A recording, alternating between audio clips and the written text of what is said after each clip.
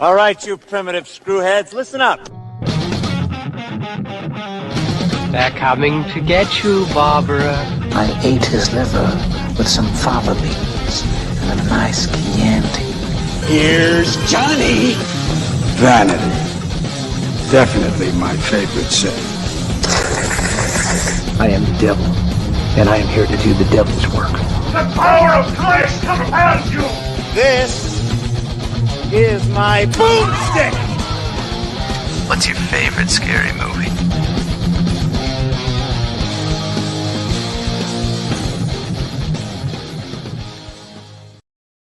Good evening and welcome to Shiver, a horror movie podcast. We are your hosts. I'm Daniel DeBona. And I'm David Ulloa. And today we are going to be talking about what is very likely the hottest new horror movie to hit the scene. One of the most talked about movies, I think, all year. This and X, I think, are just about the most talked about movies. And I would say that it's one of the most original movies, like not just horror movies, but one of the most original movies to come out in a long time. And that is certainly something to be celebrated, because I think, like, so often we get the like the next installment in a series that should have died like a couple installments ago, or we get the reboot or the requel or something like that. So I mean, to say nothing of the remake, right? So this is something that kind of it came out of nowhere.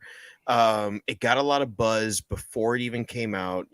I'm pretty sure Pennywise has something to do with that. Yeah, I think so. I guess the big question is, as we move into our overview, and look at that. Oh my, what? My man gets a day off because of a storm, and look at what he's got going on here. Yeah. Do you see that? Well, we'll do that one more time for those of you watching. No one's watching right now. No, yeah, that's all right. Bam. Boom. The overview. Did you like that? Did you freeze or did I freeze? Oh, is my internet going out? I really hope not. Love it. All those times. You back? I am back. Yeah. Okay, there you go. Yeah, that was my internet. Okay. I thought it was mine. Yeah. No. It was mine, because I got the little warning up there, but we should be good now. But I was in the process of saying, now when we come up with clever titles for the segment, people will get to see them. Yeah. That'll be nice. So, I want to. Okay, so we were kind of sort of going to talk about this before the show started. Decided not to. What did you think? All right, so Barbarian, right? Everybody. I'm as soon as that first teaser for Barbarian dropped, which was essentially just your classic night footage, look at the people screaming in the theaters teaser, I start getting texts from like everybody I know who does this show. Like, have you heard about Barbarian? They're saying it's the scariest movie ever. And so I did what I tend to do when something's getting a lot of hype, and I try to just ignore it. I'm like, I know I'm going to watch it. I don't need to see a trailer to convince me I'm going to. So let's just let it happen. I'll get to it when we're going to do it for the show, and I'll come at it fresh. So I sit down to watch this last week, having absolutely no idea what to expect. The only thing I knew was when I told a friend of mine that this is what we were doing, he goes, "Oh, is that the one about the Airbnb?" I said, "Yeah, I guess so." I said, I literally know nothing except for that it's got a Skarsgård in it, and I'm 99% sure it's the Pennywise one. So I start this movie not knowing what to expect. And it's really scary. Okay, no, here's the thing. This movie is terrifying. For all the hype that it got about being scary and being original, it lived up to all of that. There were some genuinely horrifying moments in this movie. Some that were jump scare scary, some that were monster scary, some that were creep down in your bones scary. There was a lot to this that was very, very, very scary. But the ultimate. So the question of, does it scare? Does it satisfy on that front? Yes. Does it leave us wanting? Yeah. And I'm going to explain more kind of as we get into the story, but it's not even a plot hole. It's just suspension of disbelief, right? I'm trying to figure out how to word this. You can call it plot hole because I've got 10 of them written down here that I'm going to rattle off when we get to it. So when we get into story, I'll establish it more, but there's something there's a moment at the end of this movie that I disliked so much that it tainted the rest of the movie for me. I was really all in on all of this media hype until the very end, when this movie decided to single-handedly redefine Mary Sue, is really the only way that I can put it. The end of this movie took that idea of, creating the powerful final girl and went so far with it that it was no longer relatable, understandable, or believable. And that was bothersome to me. So does it leave me wanting? Yeah, it leaves me wanting a good ending, because the ending of this movie was dog shit. But until that point, I thought it was really good for a long time into it. The end of this movie just really crapped so hard on all of it for me. So I think that I think we're somewhat on the same page. I'll say this. I think that you can put lipstick on a pig and make it nice, but it's a nice looking pig. True. And I think that that's what this movie is. When this movie was done, all I kept thinking about was the amount of liberty taken with this story. Yeah. Better or worse than High Tension. And that was the bar that I was using. And I'm almost happy that we weren't able to record this last week, because it would have given me only a day and a half to think about it. And now I've been given over a week to think about this. And I can say unequivocally that the plot holes in this movie are not something I can get over. Right.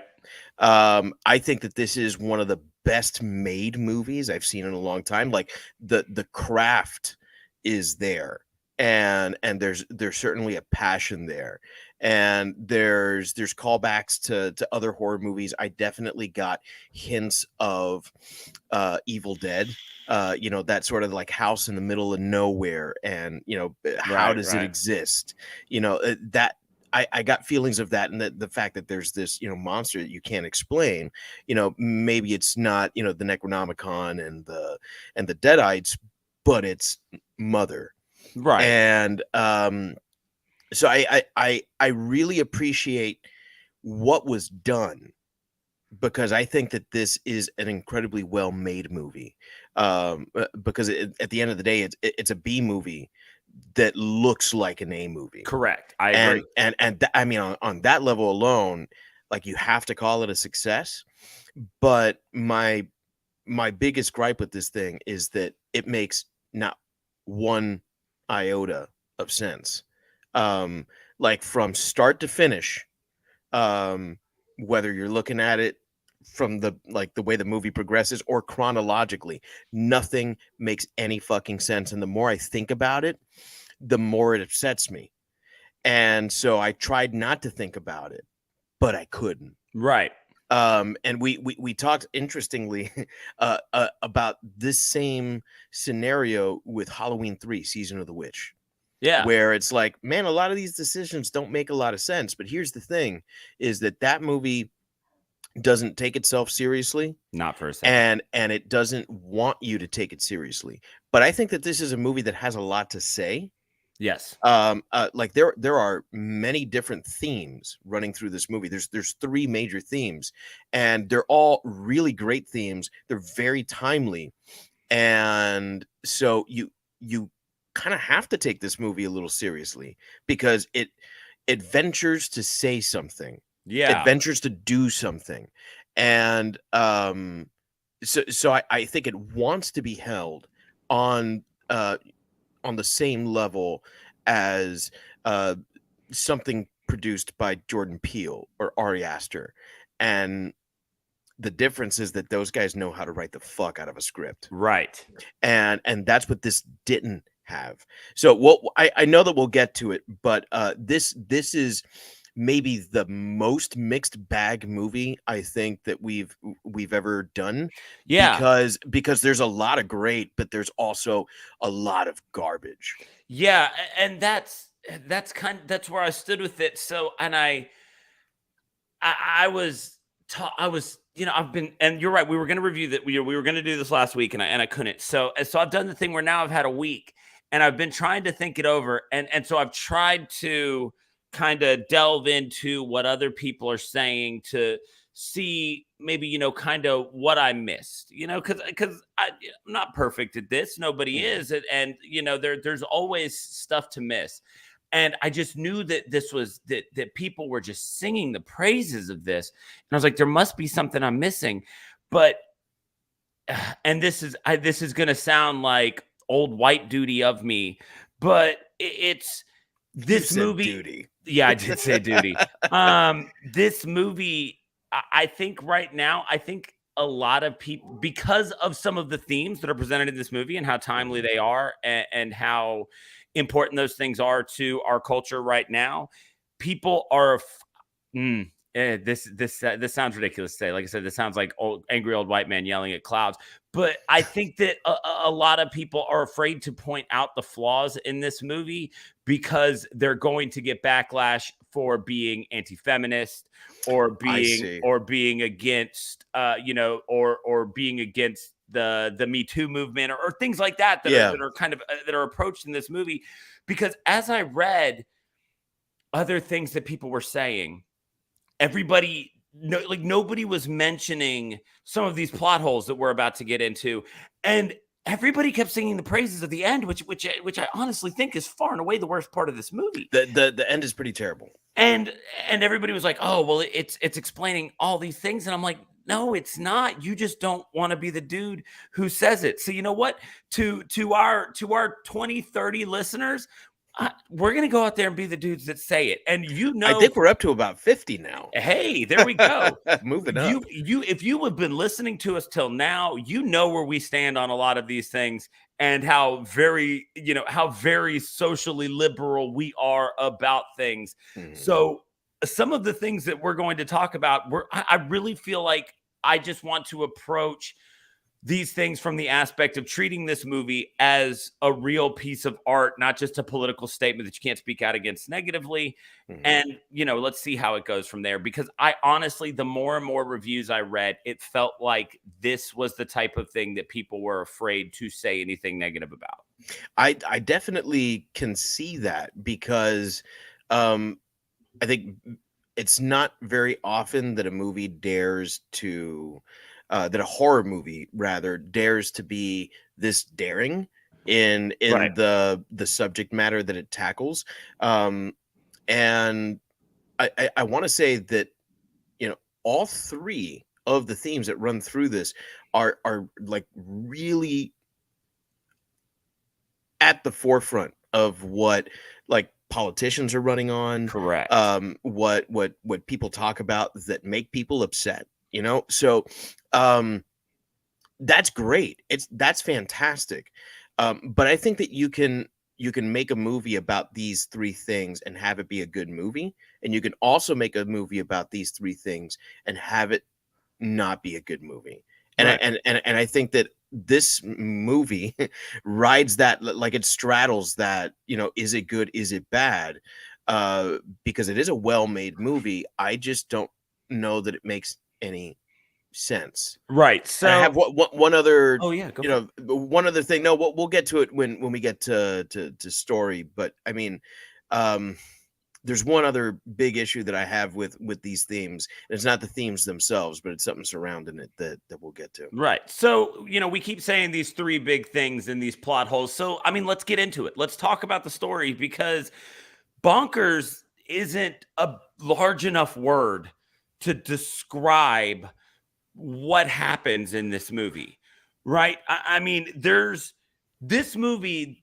There's a moment in this movie where it seemed like the movie might be over, and then you realize you were only like 30 minutes into it, right? Like, there's so much that happens. There's a time jump. There's a huge underground dungeon.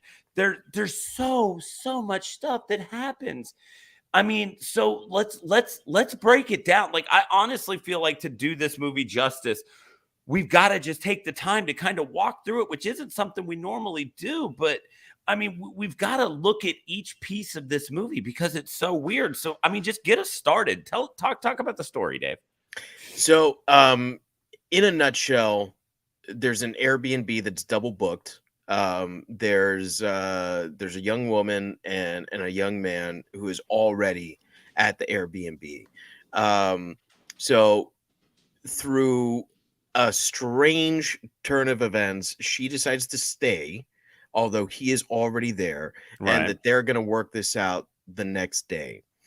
The next day, they discover like a whole system of tunnels under the house and are attacked. Correct. He dies, and we don't know what her fate is.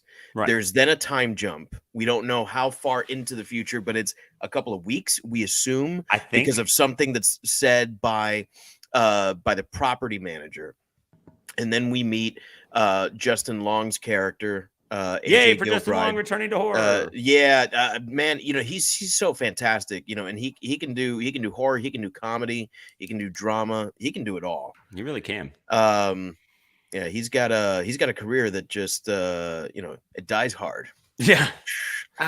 So he is a TV movie producer who has or actor. He's involved in some sort of new pilot. Yeah. And it's not going well for him because he's been accused of not just assaulting, but, you know, flat out raping someone. Correct. And so he loses the pilot. He has to sell off some of his assets so that he can stay afloat. And so he decides to go back to Detroit, where he's from, and he's going to sell some of these properties. And the first one that he goes to is this Airbnb, where he does stumble upon Tess, who has been kept alive by this monster, and he is also imprisoned by the monster. They're able to escape, and then we get another flashback to what seems to be the 1980s, the early 80s, maybe late 70s. So Heat of the Moment was playing on the radio, which was a hit in 1982. 82, okay. Yeah, so there you go. So early 80s, and then we meet Frank, who's the original owner of the house, and he is shopping for diapers and for plastic sheets. For plastic sheets, yeah, and he spies a woman, probably kidnaps the woman, right? Because we see him, he pretends to be for the phone company, unlocks the window, and it just keeps spiraling from there, right? It just everything. So then we get back, and they're trying to escape the Tess escapes the monster, but she has to go back to save Justin Long. And so she goes back. She's in the process of rescuing him. All the while, he has met who we assume is the man who is kidnapping these women. He is somehow still alive down in this basement, even though we can't move. And they get out. The mother is chasing them. And there's this homeless man who tries to take them in. The mother keeps chasing them. And then the end, but I'm just going to save that for its own thing, right? Yeah. So all of that, right? That's this movie in a nutshell. So Dave, what did you so now that we've explained, just because it just needs to be said, anybody who's listening to this has probably seen it, but there's got to be a recap there. What did you think of the story in this movie, Dave? Let's get into this. Okay, so I think that the story can only happen if you throw all logic out the window.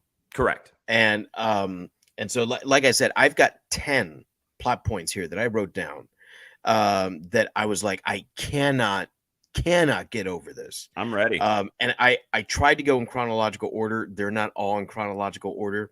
So the very first point that I have here is, are we really supposed to believe that one man dug out and reinforced an entire labyrinth under his home? Thank you. Like the very thing that makes this movie work, which is that there is a system of tunnels under the house. I mean, it's impossible. Yeah, these things are dug into like bedrock. It's not like they're dirt and tunnels with the wood like in My Bloody Valentine. These things look medieval almost and are carved into there. It's all stone. So yes, these things have been chiseled out. Agree. Hard agree. His neighbor has no idea, correct, that anything weird has gone on in his home, and in fact, he's moving because he says the neighborhood is going to hell. Right. So, to me, that says like there's never even been a sign of construction or anything that has gone on there. So that alone kind of discounts the rest of the movie, because it's like that's impossible. It wouldn't happen. The next thing is, what actually went on down there? Was it like a ritualistic rape thing, or of different women, or was it that he was raising families? Right, because we're heard that there's we're told that there's incest. Yes. That that's what the mother is. That she's a product of incest. And if that's the case, where are all the bodies of these people? Because he's been down there a long time. Where are the families that he's been raising? Right. And because when Justin Long gets in there, there's video after video after video. So apparently this is obviously something he's done a ton of times. And we see these cages. In fact, the first time we meet him, he's buying diapers and plastic sheets. Yeah. And so, this has obviously been happening for a while. So yeah, that's another one where, nobody in the town seemed, they didn't seem to have any reason to believe there was a serial killer around or anything. And so, not a single not a bone to be found. No, no bones, nothing. So this is where I think we start to get into like real deep story points now, because that's just like premise, right? The next thing is, why did mother open the bedroom door that first night? She opens Tess's bedroom door, right? She opened the door but did nothing, right? So she opens the bedroom door, she looks at Tess, she leaves what was his name? Skarsgård. I can't remember. Keith. She leaves Keith alone, right? And yet when we see her later, like, she has this uncontrollable need to mother Tess and to murder Keith. Right. Why? And how the fuck did she get out? Because there's the only way out is like a little pull string that unlocks that door. Yeah, because I thought of that too. Maybe pulling the string unlocks, like, lifts something on the other side that can just be lifted up from the inside and you can pull it. Like, I mean, if that string goes around and it physically pulls, then maybe you could just pull the string from the inside. But I mean, I don't understand. But I mean, and we know she can get out, so I don't understand why she didn't just take him. I'm with you on that one. Right. So and then of course there's killing Keith. She wants to mother everyone, right, including AJ, who she just met and is like aggressive towards her. Correct. But Keith, who does absolutely nothing to her, she'll smash his head in. So like, what's her motivation here? At first I was like, oh, okay, she's just, at first blush, like, oh, it's just some savage monster that's down there, so she smashed her head. But you're right. Then as the character of Mother developed, it didn't make any sense for her to kill Keith. None at all. It was just a shock value thing. The next thing, and this is again, more about premise, but why did AJ buy this property? Because he didn't own it from the beginning. He didn't grow up in this house.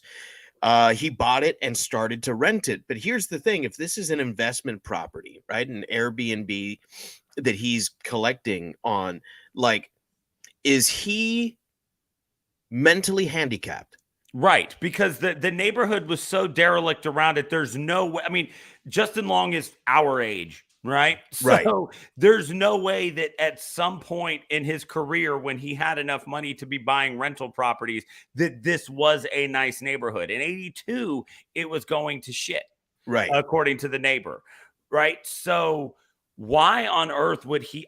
Now, I will say, I don't know if he's in Hollywood, right? And he's just got some shit money manager who's just spending his money and being like, look, I found a rental property for you to buy in Michigan. Like, I'll say that when you have a lot of money, you don't deal with it all yourself. Maybe somebody screwed him and just bought that because they were trying to spend some of his money.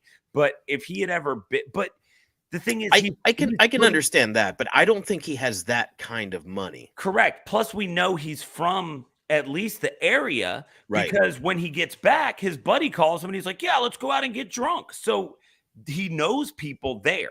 So he knew the neighborhood that this house was in. Man, I didn't even think about that. You're right, because it makes no sense for him to have invested in this property, because like it's in a terrible area, like not in any other way other than like literally the houses are broken down. It is unlivable. Yeah, it is unlivable. It is the only house in this area that is standing. Yeah, but somebody is absolutely fleecing him to keep that thing up to date, though, because the house was in great shape. Well, and that was the other thing. The house is in great shape. Who did he buy it from? Right. Because if it wasn't Frank, right, because he's still downstairs. Who did Frank sell it to? You know, because Frank seems like he's been bedridden for a while. Yes. So, nothing about that makes any sense to me. And it's just like, this is where the movie really starts to fall apart, because like maybe you can kind of explain away why Mother would kill Keith. Maybe she thought that he was being aggressive with Tess, and she was like, oh, okay, well, I need to protect Tess because why the fuck not, right? But it's like, this makes no sense. Yeah. Before the movie starts, you have no logic. So you're operating in a world without any fucking logic. The next thing I have written down here is, if there's a property manager, how was this double booked? Right? Because someone has had it booked for a month. I think Tess says that she's had it booked for a month. Keith says that he's had it booked for a little while. If there's a property manager, like, I have literally never heard of a double booking on Airbnb. It is technically possible. Right, because you can rent them on multiple sites. Right. But like, if you're on top of your stuff, not that AJ is, but the property manager is, because the property manager knew that someone had been there and was texting them both, because Keith had the code to get the key, and so did Tess. Right. So somebody was receiving, the messages they were both. So somebody was sending the messages to both of them to get in.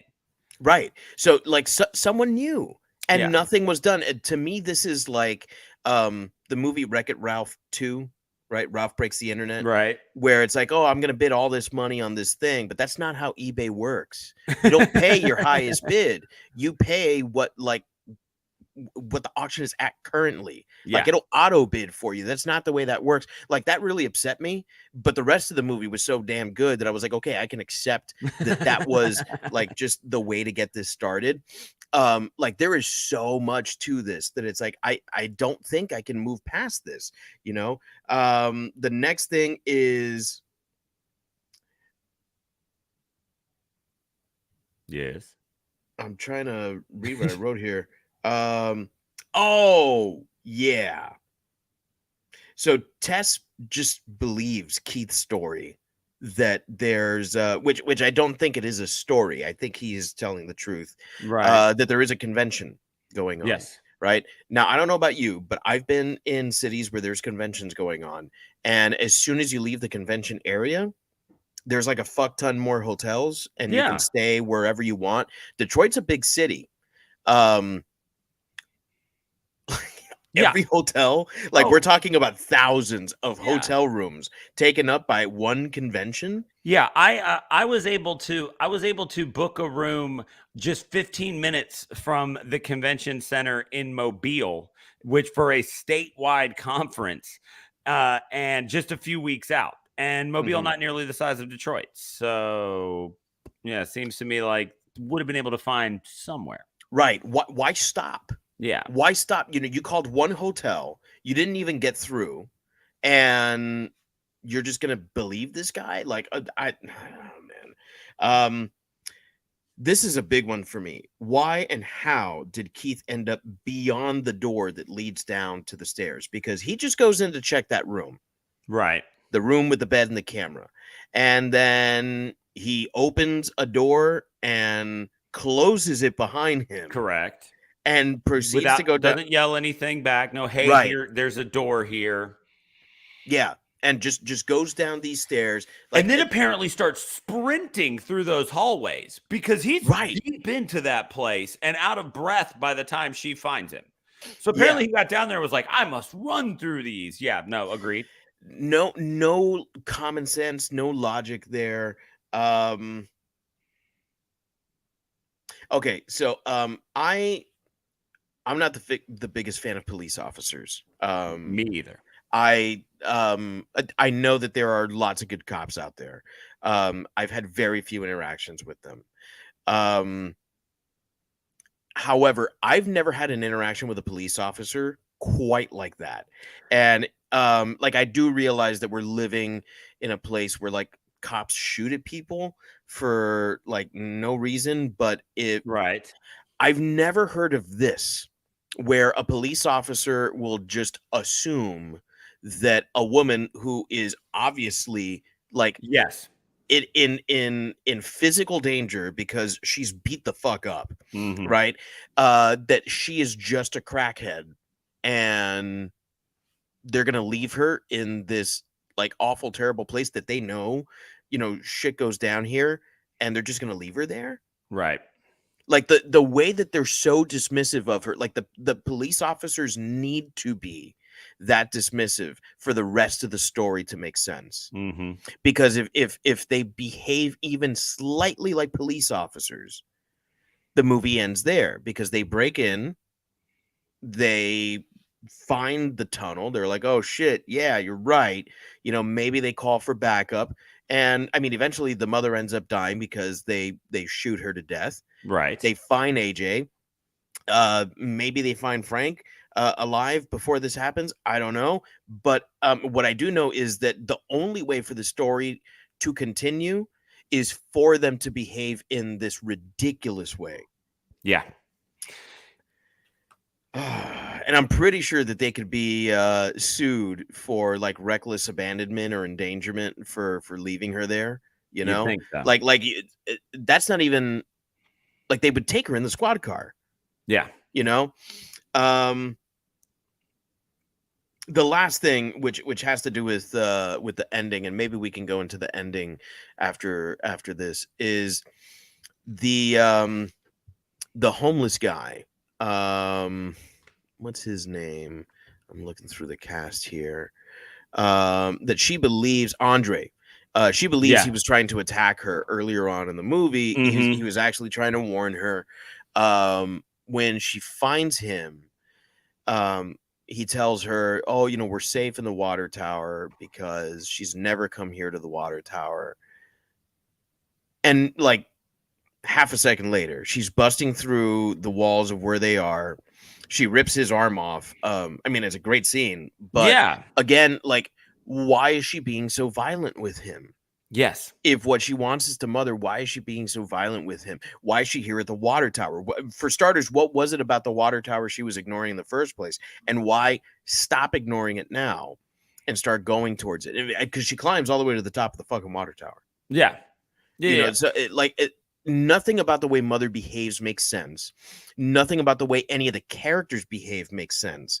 The only way for this story to happen is for you to say, oh, okay, so I guess that's what they're going to do. Yeah, this movie seems to have been written with certain point Bs that they wanted to get to, and so they had to create point As that allowed them to get there. Mm-hmm. Right? And so I agree with everything you said, and again, like I said, that's why I'm just having such a hard time understanding why everybody loves this so much, because we have done plenty of movies on here where we've been like, yeah, sure, it doesn't make, but it you know, it gets us to where we need to be. But in this movie, it feels like they wanted it to be rooted in this gritty realism, because they're throwing all of these mainstream topics in, like Justin Long being accused of rape.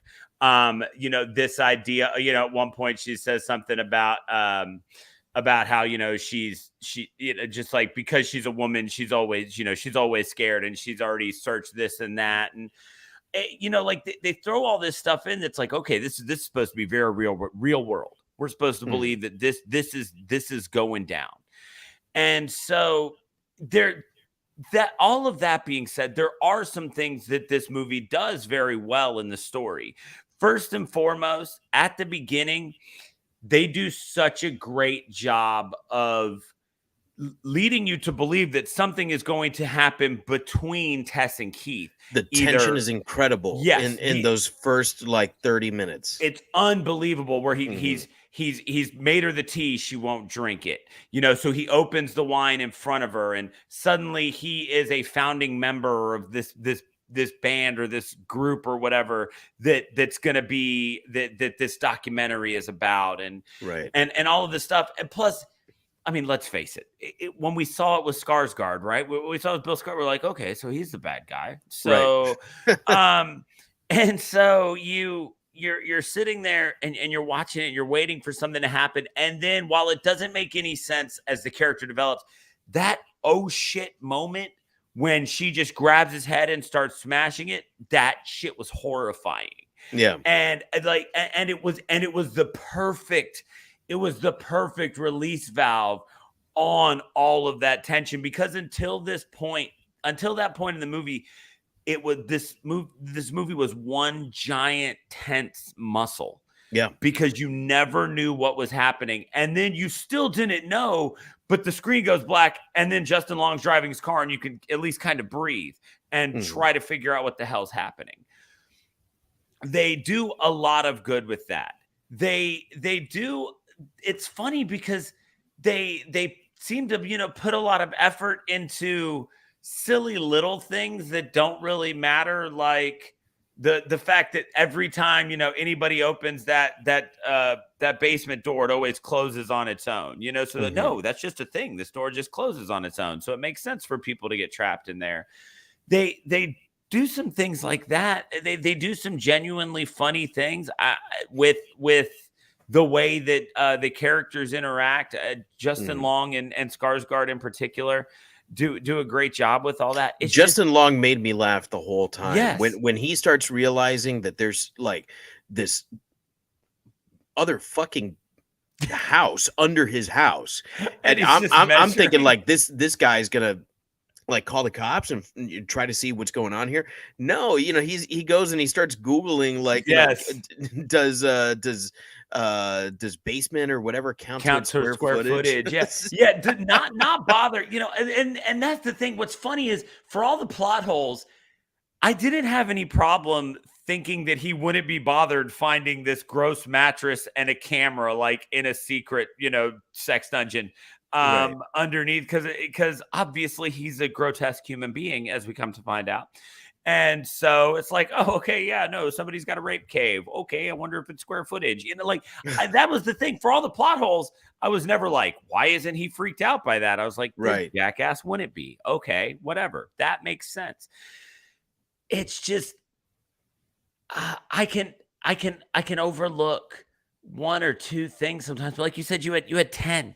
Yeah. You had 10, and it's just, and I think they're all valid. Right. And when you're constantly being beat over the head by plot holes, it's so frustrating that every time you start to get into it, you're sucked out of it by something that doesn't make any sense. I can overlook a solid number of plot holes as long as they're not as long as they're not spaced, as long as I'm not constantly tripping over them. Right.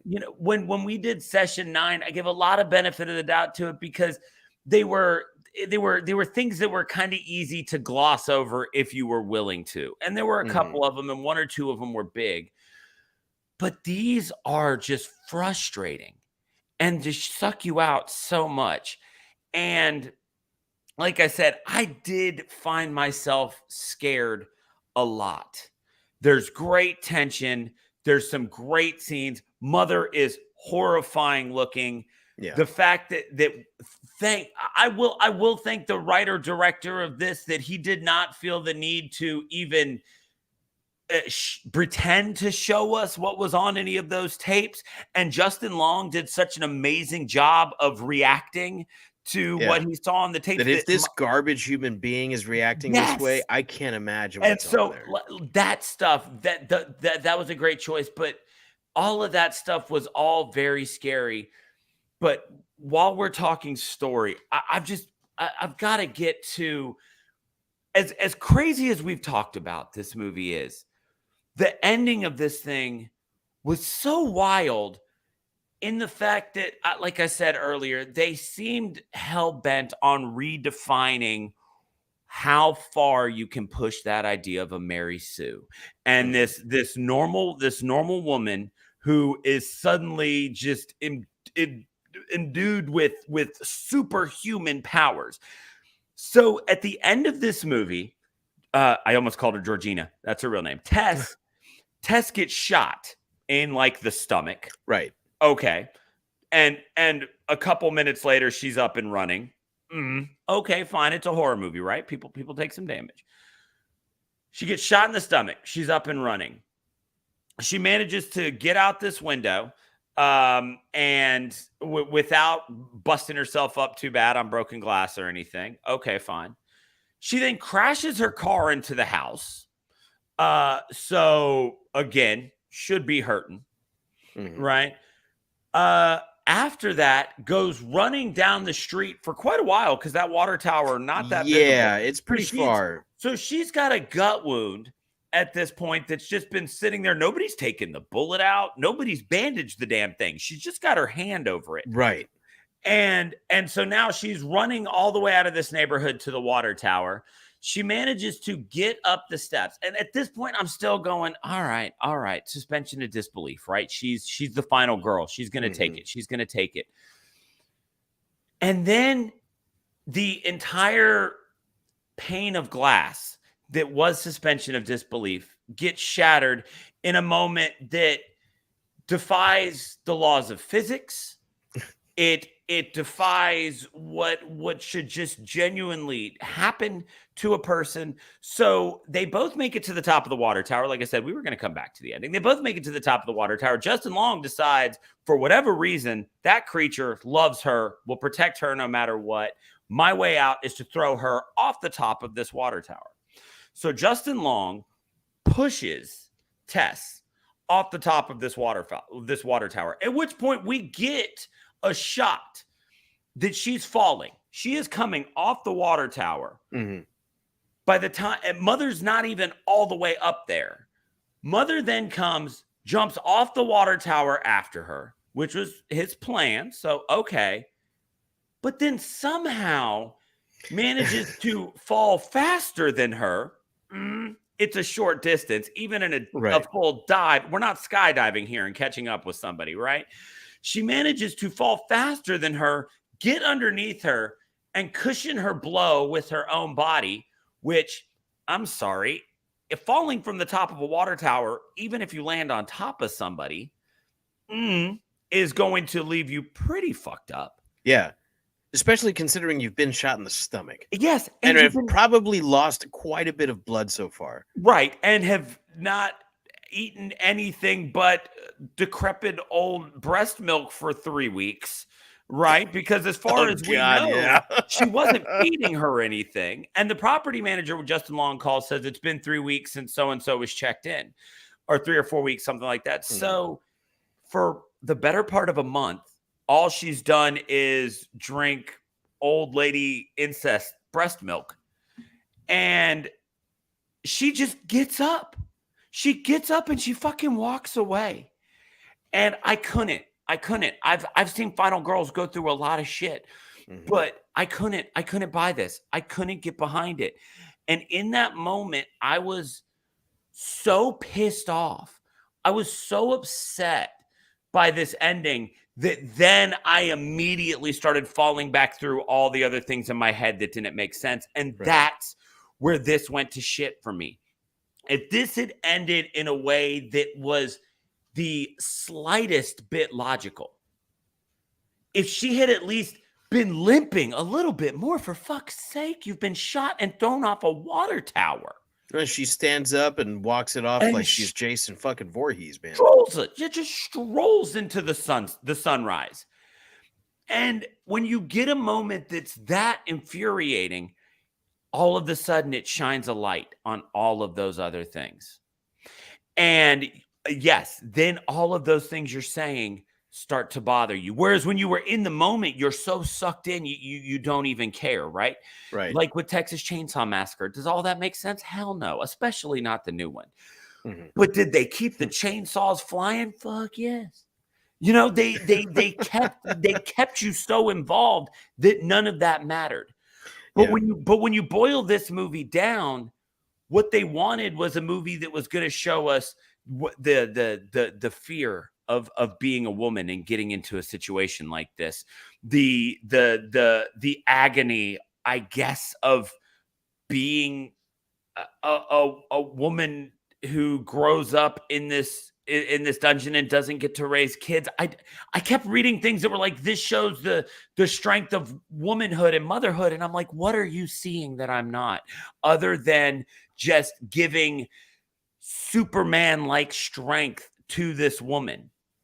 And I just got so frustrated with it that then I'm looking back on things like, okay, if you're an incestuous, if you're the product of incest who's been raised in this dungeon, how are you so fucking strong that you can grab Justin Long by his head and just pull him up? And that doesn't make a lick of sense, man. It doesn't. And if there had been a good ending, I would have been like, she's a movie monster. It doesn't matter. But now, I'm looking back on so many things, and so much of it doesn't make sense. And I'm just. And they had the potential to make a great movie monster, because I think Mother has a lot of those qualities. Yeah. But nothing about the movie motivates me to see her that way. Right, because you've shown me that the man who was just a normal human being has wasted away to nothing in this dungeon. And now she, who was raised in it and know nothing by it, is superhuman for reasons unknown. You know, at least in The Hills Have Eyes, they were out there like doing the damn thing. You know, they're out there with tools and shit, and they like built their own stuff. They were country strong. It made sense in The Hills Have Eyes. Same in Eliza Dushku. Wrong Turn. Yeah. Same thing. Yes, these are super strong product of incest hillbillies, but they're living in the country and fending for themselves. And yes, it does say she comes out at night, but it doesn't say that she's hitting a CrossFit gym. Right. I mean, and she didn't build the house. She seems to come out and hunt, but I'm going to go out on a limb and say it takes a lot of strength to rip somebody's arms just clean off. I've never done it, but I have to imagine that it does. Yeah. I just got so frustrated with it. And I know we never take this long talking about story, but we have to, though. We have to, because the story is what everybody's raving about. Right. Everybody's raving about how this is the most original thing in years, and it's untouchable right now, and it's so great. But fuck all that. Every single thing about X puts every single thing about this movie to shame. It's been a great year for horror, and if you want to toss Barbarian in there because it's original, that's spectacular. But don't start speaking this dude's name in the same breath as Ty West, for the love of God. And I'm not even going to mention some of those other people that I've seen people comparing him to, because like I said, he's not even touching Ty West right now. Should definitely not be mentioned with some of these other people. And don't put him in the same breath as Jordan Peele. I know that Nope came out this year, and Nope was fucking awesome. That's how you do social commentary in a movie. Correct. And So is Us and Get Out. Yes, exactly. And to me, that's one of the things where this movie was weakest, because it does attempt to tackle some like really important social issues right now. But the problem is that the moment those issues start to get interesting, and the moment that it really starts to explore it, it wipes the slate clean and says, Correct. here's another story. Yep. And here's another side to this issue. And I know that I'm probably alone on this also, but I felt like the same thing happened in Dunkirk, because in Dunkirk, the okay, yeah. the war movie, Yeah, right? yeah. I'm with Christopher you now. Nolan, and I'm a big Christopher Nolan fan, but the way that time was used in that movie, where time was flowing at a different pace for every character, Right. it didn't allow me to really like empathize and sympathize with these characters, because the moment I started to get into their story, I had to recalibrate and say, okay, where are we in time now? Right. And it's an interesting plot device. It's an Yeah, interesting way to tell a story. It's very Christopher Nolan. Very Christopher Nolan, but it doesn't allow me to really get into the story. Right. And that's what happened here, because as soon as I was thinking like, okay, maybe I might be able to understand why Tess would stay here, right? And I'm just going to throw all the illogical decisions out, and I'm going to say, okay, so this is the horror of being a woman today, right? Where like you do and she talks about this, she lays it all out on the table, like, I have to think about, do I go into this house with you? You invited me in, and you didn't even think anything of it. I wouldn't have invited you in. Like that's great. I'm glad that there's a movie that's exploring some of these things, but then immediately we shift to AJ and we start getting the whole rape story.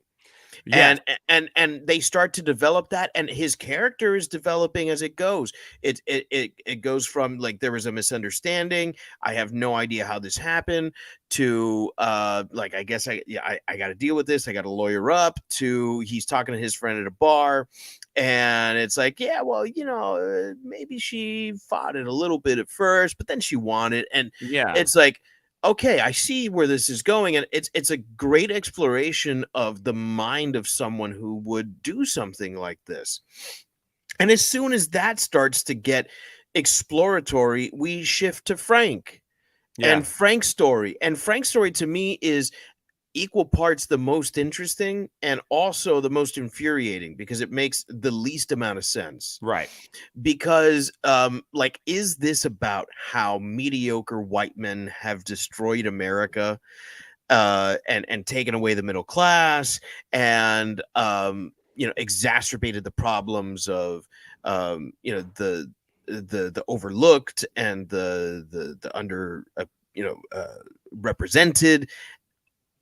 Or is it something else? And that's the thing, is I have no idea. And I think I'm pretty good at picking this shit up. Right. And I still can't figure out what exactly Frank's story is and what it's trying to say. So you have these three great themes that run through the movie.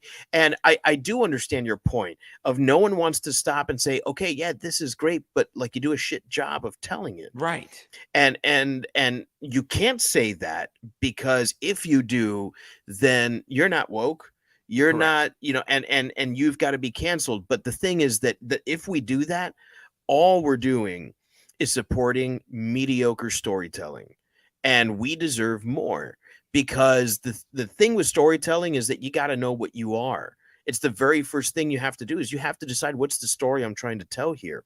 And if there's a story to be told here, it was not told. Exactly. They did. It's so many questions left unanswered. It's so many loose ends. It's there's so much here, and like I said, there is a lot to like. There's genuinely some really good stuff. There's a good movie in here. In fact, I think there's 3 good movies in here. Right. I think so too. But you got to dig deep. You got to dig so far, you create a labyrinth under a house to find it. I think that something that could have been accomplished in this movie, that I think that they could have completely left Frank's bit out. Mhm. And I think that we could have just gotten Andre. We could have just gotten Andre's take on what had happened in there, seen the guy down there, figured that stuff out for ourselves. And then if this thing was a box office smash, then you can make me a fucking movie about Frank, and it can be Right. it can be gruesome and grotesque, and it can be whatever. And you can go the X Pearl route. Obviously, Pearl was always in the cards for X because they came out the same year.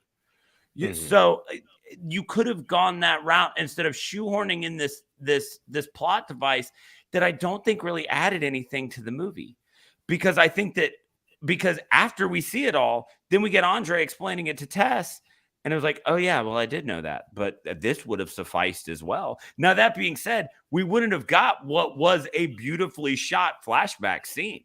The angles that they were using throughout that scene, the color scheme being completely different, the view of the neighborhood, the entire feel of letting you know. Like I said, I'm like, oh, heat of the moment. So I'm like Asia, and I'm trying to think back. Yeah, so I'm like 81, 82. All right, yeah, like all of that stuff was really well done.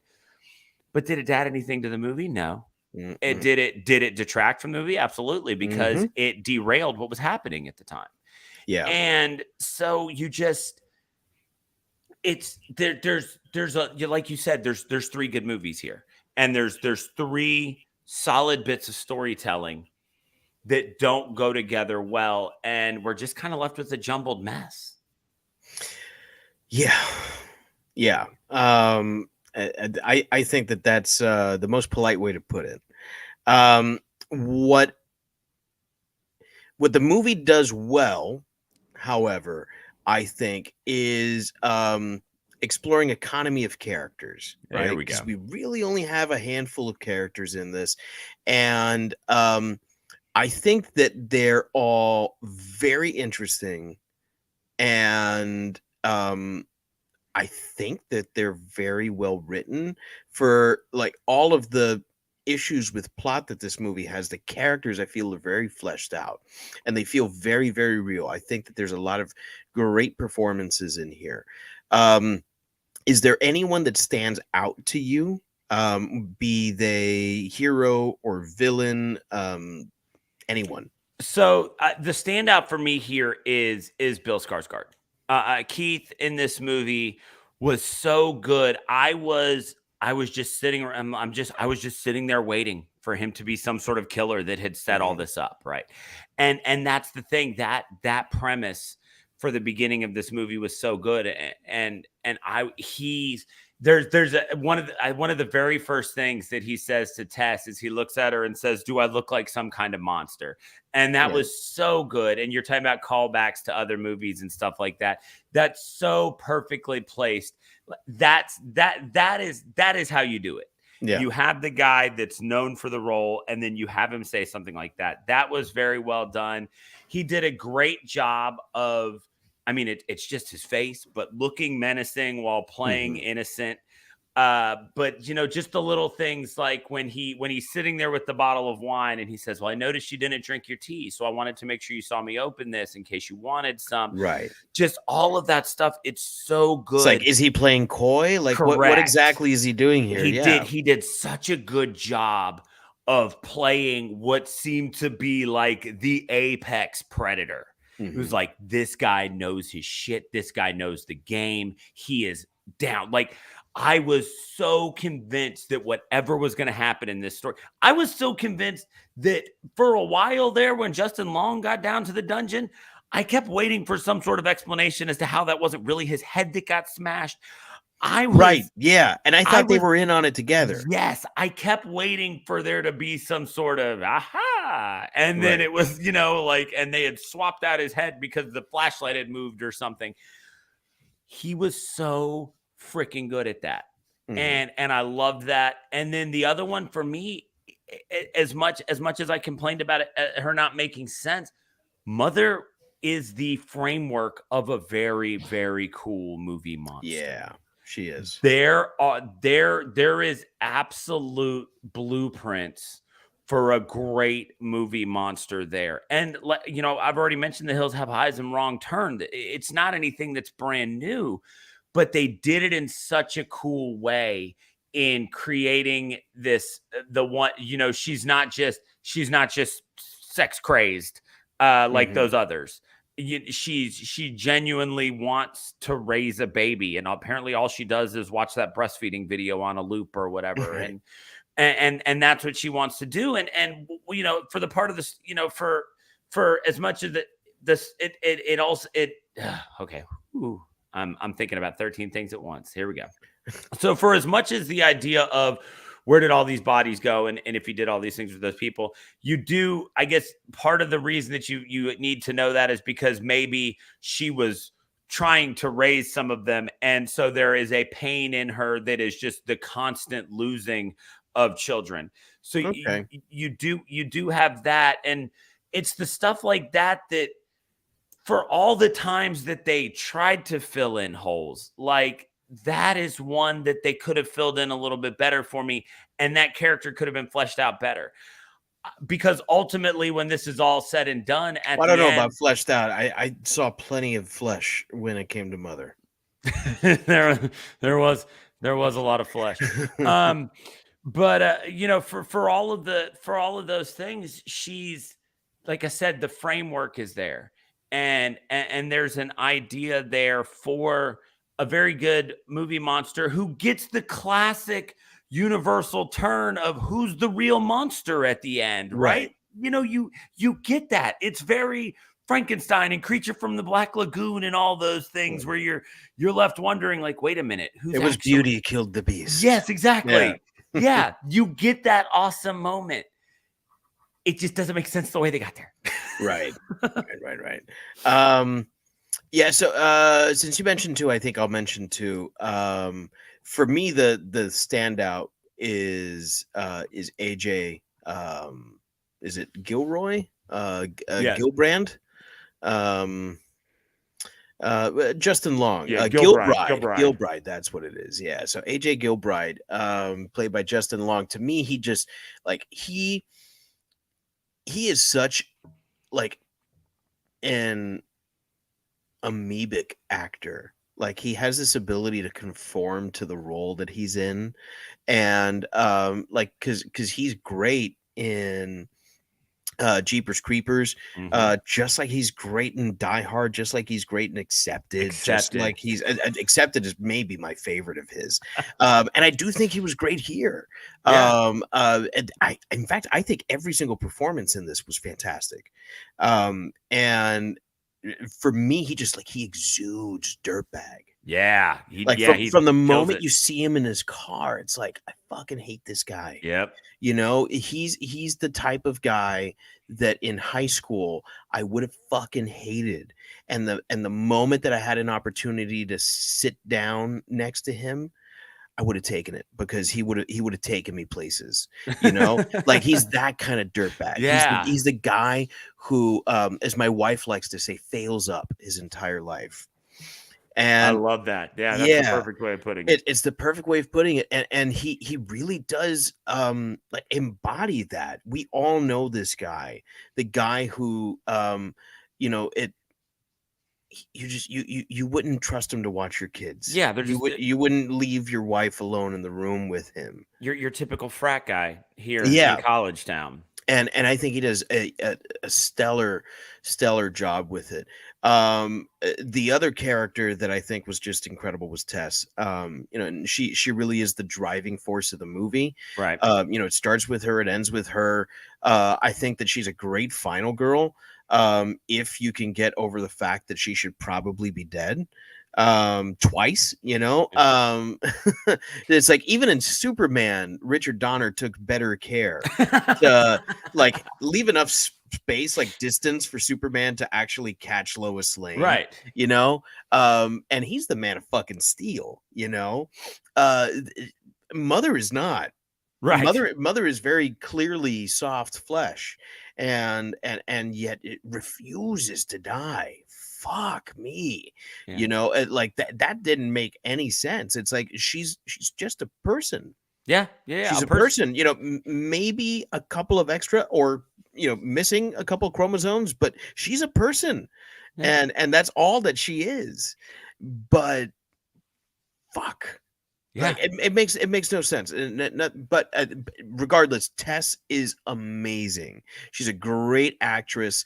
I don't know that I've seen her in anything else, but I'm really interested to see what she has coming up next because she really impressed me in Yeah, this her movie. filmography is real short. I mean, and it just started like in 2017, and none of them are things I've seen. 3 of them are short films. So, but yeah, Okay. I'm excited to see where she goes because you're right. For all of my, you know, for all of everything I had to say that was wrong with the ending. That's not her fault. She acted the way that the movie was written. But we do Right. have Nick. We do have Nick chiming in here about AJ. Calls him the quintessential entitled dude. Nick Hardy, friend Yeah, of the show. Love you, Nick. Thank you. And then absolutely. um, also a hyper powerful person. She does easily jump out of that hole. Yes, with a whole dude. Yes, she absolutely does. Yeah. That's what I'm saying. Like she just like grabs him by the head and just pulls him out. Like it's so I don't know. It's so weird. But like I said, framework for a great movie monster. It's there. Yeah, absolutely. Also, I was thoroughly surprised to see Richard Brake in this because I've become a fan of his through Rob Zombie, Yes. and to see him, I was like, oh fuck, I didn't know Richard Brake was going to be in this. So it was great to see The him, and you goddamn know, Night King. yeah, man. But I mean, I wish he had been given more to do. Yes. But And fuck, that's it's why I always said, nice to like see I him. said, just tell me this. Have Andre tell me a story, and then if this movie is gangbusters, give me a movie about Frank. You know, Right. it's there and it can be done. So, um, you know, and again, we did spend a lot of time shitting on this movie and story, but we are now getting to some of the better parts as we talk about the characters. And Dave, you mentioned a lot at the beginning about the filmmaking of this. So this was Zach Krieger's his directorial debut, and so what about this was great or awful for you? What was exceptional? What was bad? You know, tell me let's look at the technical aspects of this one. Technical aspects of this thing, I mean, it is a really well-made movie. It looks fantastic. He has a real eye for framing things. Like he composes shots really well. I'm not sure who the DP was on this movie, but Zach Cooperstein. Yeah. But fuck, man, yeah. I mean, it looks incredible. Some of those shots are, you know, ripped right out of other movies, and you know, it definitely lots of horror inspiration there, but inspiration from all sorts of other stuff. Yeah. And it is really beautiful. It's a beautifully shot movie, beautifully lit. The camera work is spectacular. So again, a lot I think you got to give to Zach Cooperstein because fuck, that was awesome. And also for me, we've talked about this before. I am a sucker for a synth score. Yes, you And Anna Drubich, is that, or Drubik? Wow, what a fucking score. I really dig this. I actually listened to it like on its own the day after, and it slaps, man. This is a great score. I mean, it really is a shame that the story brings it down so much, because on every other level, this is actually, I think, a pretty fantastic, like one of the better made movies we've done on the show. I agree, and that is it's you know, it that idea of putting lipstick on a pig, right? Polishing a turd, and they shine the shit out of this one, man, because the way there are some amazing shots in this. There's the one where Justin Long is freaking out down in the tunnel, and they've got that weird kind of wide angle lens on him that's like the GoPro on a selfie stick type thing. And I mean, you're just right there in his face as he's freaking out. Just such a great moment to use that scene. The way that everything was always lit when they were down there in the dungeon, the way that it never felt like there was any sort of light that didn't belong. Any light source that was down there in that dungeon, and yet it was lit. Sense. Yes. Yeah. Like it all made sense. When the flashlight was flickering, there was nothing to see. The cell phone camera light only lighting so much. The pink glow coming out of the one room down at the end of the hallway, just those little things that you could see. I kept being impressed with how they managed to light that in a way that really felt like you were down there with just one flashlight. I was super impressed by that. I think that some of the cleanest examples of how good that the filmmaking was in this comes in that flashback scene. Just the decisions to completely change the color scheme, the filters, the everything, even the angles are completely different when we're seeing everything from Frank's story. It's almost like there's a different camera and a different cameraman, and all of that made so much sense to me. That they do change the lens out. They capture a lot more. Yes, it's wider screen. So I don't know if they swapped it out for a bigger lens. I'm not that techie that I know exactly which lens does what, but it worked. Yeah, and just all of that stuff, that was the stuff that that stuff was all so good that with a salient ending to this movie, I would have been able to, I never would have looked back on so much of that stuff because there was a lot of good here. And yes, when it's all said and done, a majority of this podcast is going to be us talking about what's not good, but it's because somebody needed to say it, right?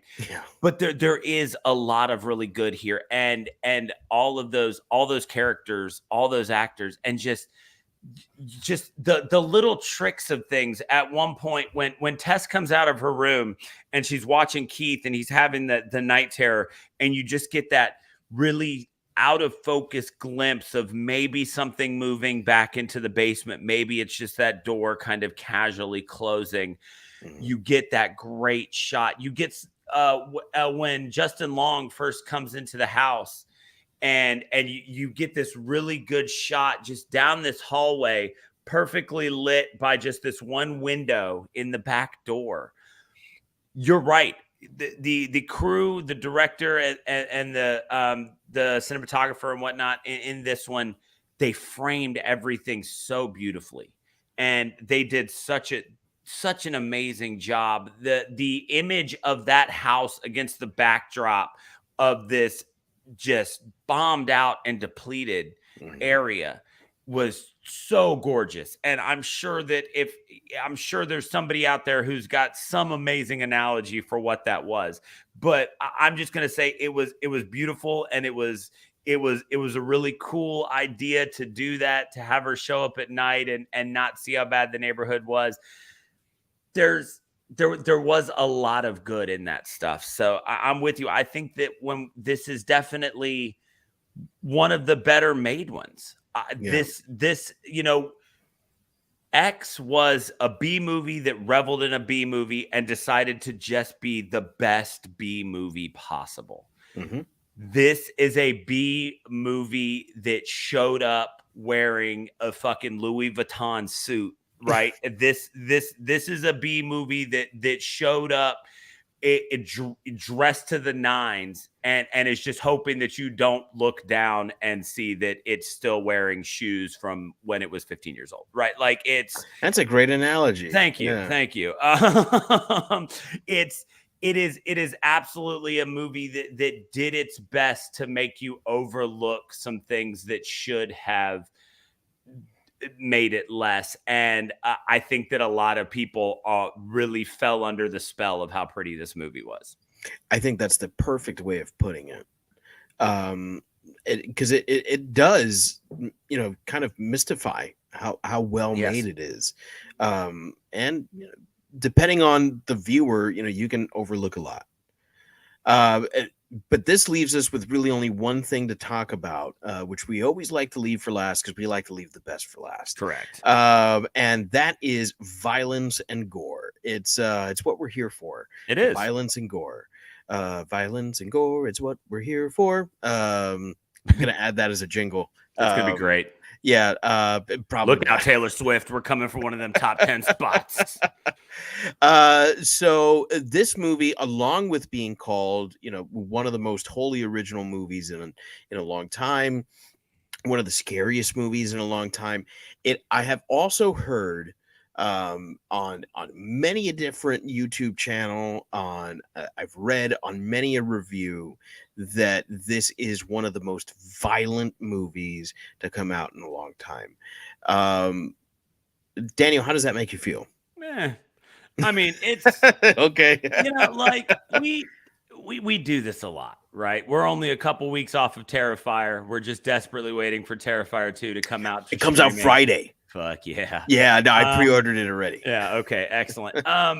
So is it violent? Yeah, hell yeah, it's violent. Is it gory?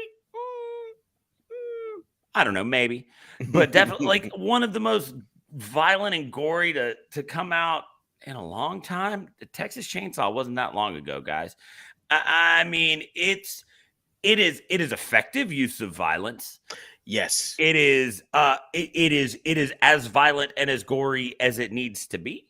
Mm-hmm. But to call, I think that for kind of mainstream release for a movie that takes itself seriously, whereas Texas Chainsaw doesn't, then yeah, sure. Terrifier, Texas Chainsaw, those are movies that never really take themselves seriously. They're out just for gore. So I guess if you're looking for a movie. Yeah, exactly. You're looking if you're comparing it to other movies with a plot, then yeah, I guess it is. But I mean, there is. Yeah, there we go. There's Nick. Yeah, hell, X wasn't that long ago. Exactly. X came out this year, right? So, but the violence is very effective and it's very good. We get some great stuff. Yeah, does it make sense that she can tear the arm off a dude? No. Does it kick ass? Fuck yeah. I'm always down to watch somebody's arm get torn off and watch them beat to death with it. That's awesome. That's the type of stuff I'm here for. Like I said, that moment of Keith's head getting smashed against the bricks, spectacular. And that was one of the most picturesque jump scares in forever because it came on the heels of another jump scare and you were still recovering. Yeah. It was the fabled multi-orgasm of jump scares. I was still in my recoil period. I was tender to the touch. I wasn't ready to go again. And then it happened.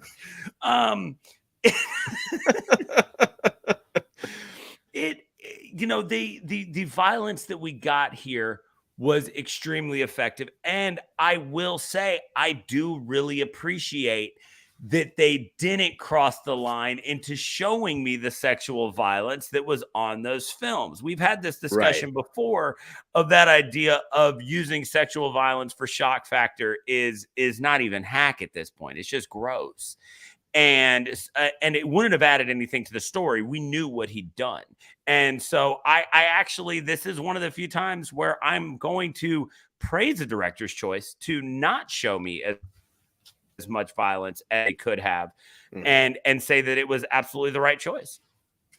I'm kind of there with you. The violence and the gore was effective, but it was also punctuating.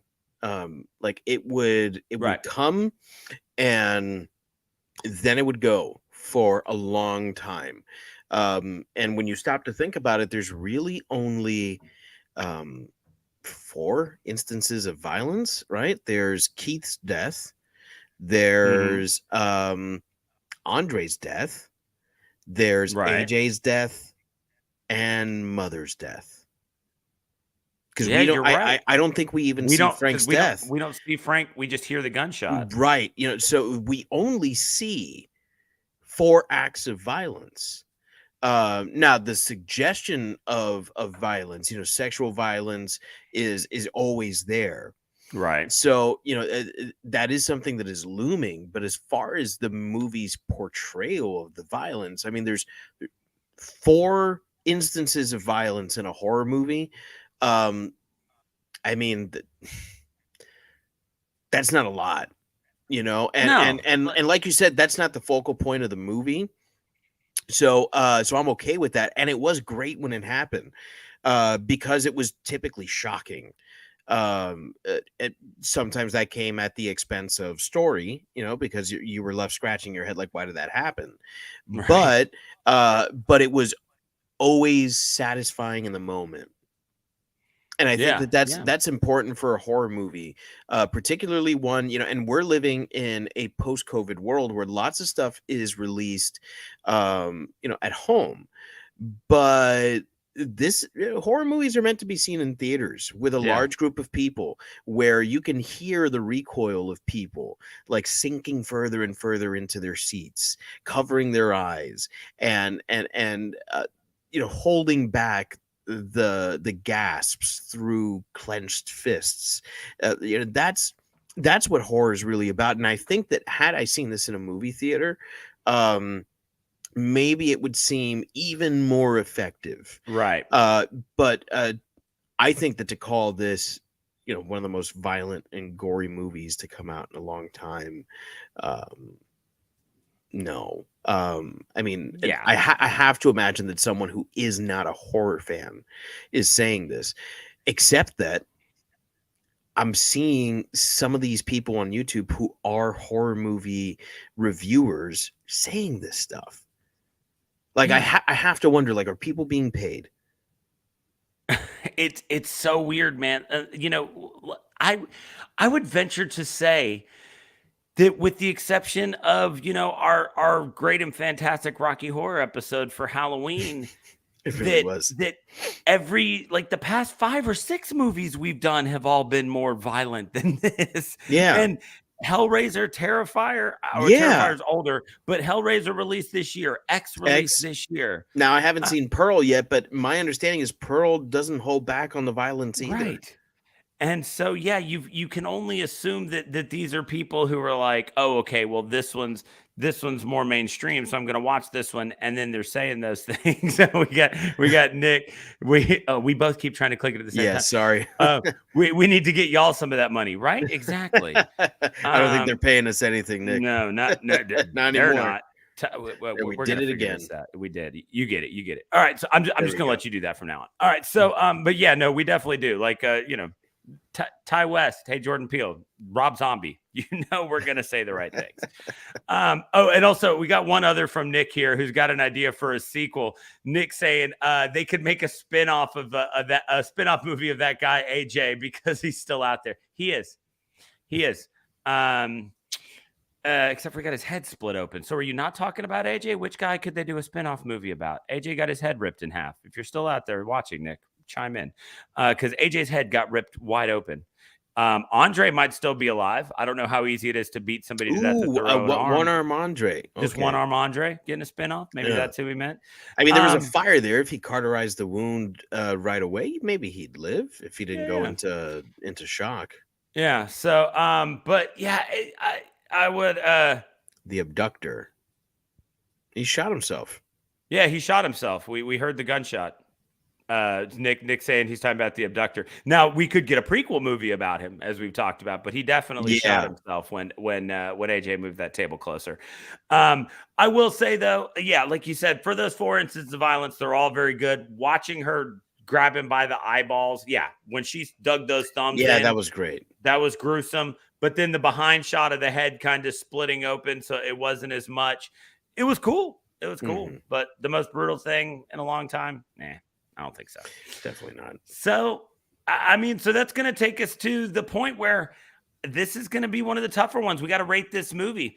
Yeah. We always like to remind you, we only rate a movie against itself. So we are only looking at Barbarian. We are not comparing it to any other abduction movies or incest monster movies. We're just looking at Barbarian, which is why for every movie we like to create a unique rating system. And for this movie, we had a couple of ideas. But what we are definitely going to go with is, out of a possible 5 underground sex dungeons. Dave, what do you give Barbarian? So I've gone back and forth on this. I've waffled between two different scores. I was considering giving it a 3. The thing is, I'm not certain how much the filmmaking saves the movie. I'm all about story. I'm all about theme. And when it comes down to it, the craft is there, but I think that you can get a movie that's just as well made and have it make sense. Right. I don't see myself ever watching this again. In fact, we had an extra week and I considered watching it again. I'm like, well, let me watch it again just to see. I would be watching a movie this week anyway, because if it was a new episode, I'd be watching that thing. And I could not muster the desire to watch it again. And every time I spoke to someone about it, there's a couple of people at work who've seen it. All it did was deepen my disdain for this movie. So it's a well-made movie, so I cannot give it a terrible score, but it's not a well-made movie I will ever watch. But it is a well-made movie that I think some people can get enjoyment from. So I am going to go with 2.5 hidden sex dungeons. I think that that's right where this should be, because I want to be cruel and I want to say you wasted my time. So I'm gonna give it a lower score, but number one, no one cares. And number two, it's well made, so I keep going back to that. So I think 2.5. I don't think I'll be recommending this to too many people. And when I do, I'll be wanting to have a discussion with them afterwards, because if you like this movie, we can't be friends. I don't know if that makes any sense. Yeah, fuck this movie, man. Yeah, so I'm not going to go that low, but I'm not going to go much higher. I'll just go ahead and say it, and then I'll give me a reason. I'm going to go 3 hidden sex dungeons on this one, because yes, the ending pissed me off. Yes, there were plot holes that I am not happy about. And no, I will probably not watch this again. I actually had the same thought process where I said, well, I guess I could watch it again and just kind of refresh. Mm-hmm. But I didn't want to put the time into it. The difference being, I would recommend this to people. I would say, like, this movie has its faults, but it's all right. If you're looking for something, current, you want to watch something new. Yeah, I'm not going to tell you not to watch it. Yeah, make your own decisions. But I am with you in that after you watch it, I want to talk to you about it.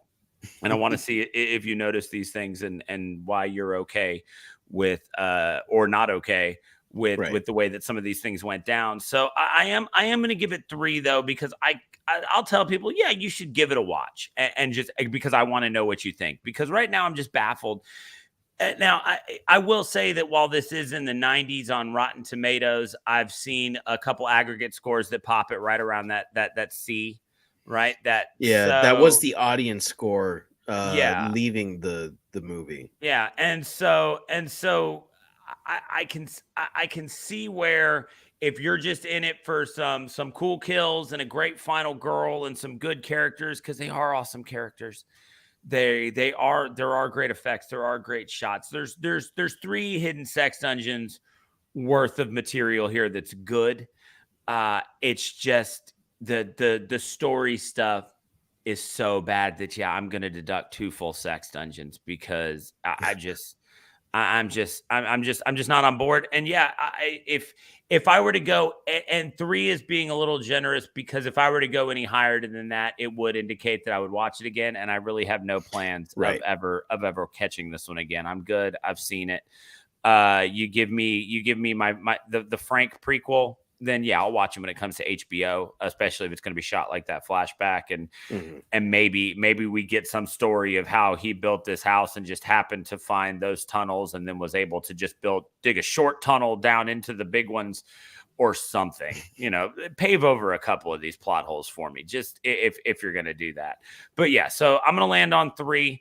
So what's 5.5? I mean, divided by 2 is 275. So we're it's just right there between us, right? Yeah, yeah. So we'll round up because that is how math works. Yep. So 3 hidden sex dungeons. I did want to rate this out of plot holes, but I thought that that might clue you into what I what I was going to be thinking, how I was going to be rating this thing. So there you have it. We have 3 hidden sex dungeons for this episode of Shiver, a horror movie podcast. We thank you so very much if you stuck with us from the very beginning. If you came in at some point later, we thank you for coming in late. If you're listening to us instead of watching us online, watch us live because I think we have a good time, right? Nick came in and had a couple of chuckles. So thanks, Nick. It's always good to see you here. We don't have anything coming up, do we? We don't have anything super special coming up. We've been we were so focused on October that now we're kind of flying by the seat of our pants as November goes by. We are looking at probably doing for Christmas time. There's a whole host of Christmas horror movies out there. Have you ever heard of Ginger Dead Man with Gary Busey? Yes, I have. I have not heard of it until today. Yeah. Oh, okay. So there's a host of Christmas movies out there. We're going to play November by ear. We're going to see what happens. There's only so many blood rages in the world, right? So and we're thankful for it. Yeah, there's the exact right number of blood rages in the world. Some might say there's one more than necessary. Hey. So make sure you head to shiverpod.com. You can find the links to everything that we've got here, links to download us, to watch us, follow us on all the social media at ShiverPod. We are back to posting memes and updates and just having some fun with it. To everybody who follows us on Instagram, you guys have been great. We got an email today that said our interaction was up 94% in October from September. So thank you all so much for everybody who likes and shares our posts. Every single one of them means the world to us, and every one of them's helping us grow. We love you all so much. It's at ShiverPod on all of your social media, and brand new, our YouTube channel is now youtube.com/@ShiverPod, because YouTube has handles now. And so our YouTube is even at ShiverPod now. If you ever want to tag us in somebody else's video or send them a link, we are at ShiverPod on YouTube as well. There you go. So on behalf of all of us here at Shiver,